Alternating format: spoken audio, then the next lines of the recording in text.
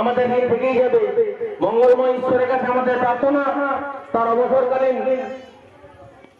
জীবন যেমন সুন্দর সুস্থ ভাবে কাটে, মঙ্গলময় ঈশ্বরের কাছে এইটুকু আমাদের প্রার্থনা থাকবে।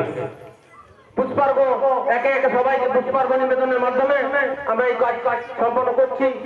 আমাদের বিদ্যালয়ের সহকারী শিক্ষক মানে সৌরভ মহাশয় আছেন, সবাইকে একে একে পুষ্পার্ঘ নিবেদনের মাধ্যমে আমরা এই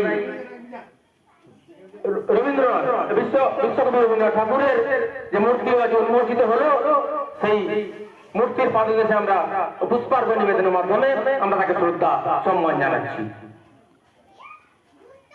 আজ বিদ্যাসাগর প্রাথমিক বিদ্যালয়ের মাননীয় শিক্ষক আশুতোষ দাস মহাশয়ের অবসরকালীন যে সম্বর্ধনা, সেই সম্বর্ধনা সবার প্রায় আমরা অন্তিম লগ্নে পৌঁছেছি।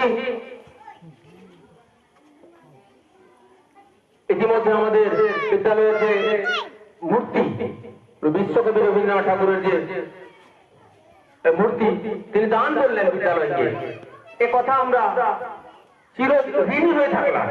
এই ঋণ আমাদের কোনোদিন শোধ হবে না। আমরা বিদ্যালয়ের পক্ষ থেকে, গ্রামবাসীর পক্ষ থেকে তার কাছে ঋণী হয়ে থাকবো, তাকে শ্রদ্ধা সম্মান আমরা জানাচ্ছি। রবীন্দ্রনাথের কথায় বলি, তুমি রবে নীরবে চিত্তে মম, তুমি রবে এই বিদ্যালয়ের ছাত্রছাত্রীদের অন্তরে।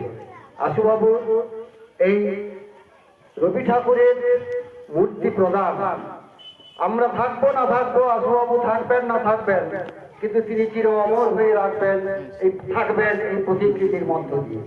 এই জন্য আশুবাবুকে এবং তার প্রয়াসকে আমরা কুর্নিশ জানাই।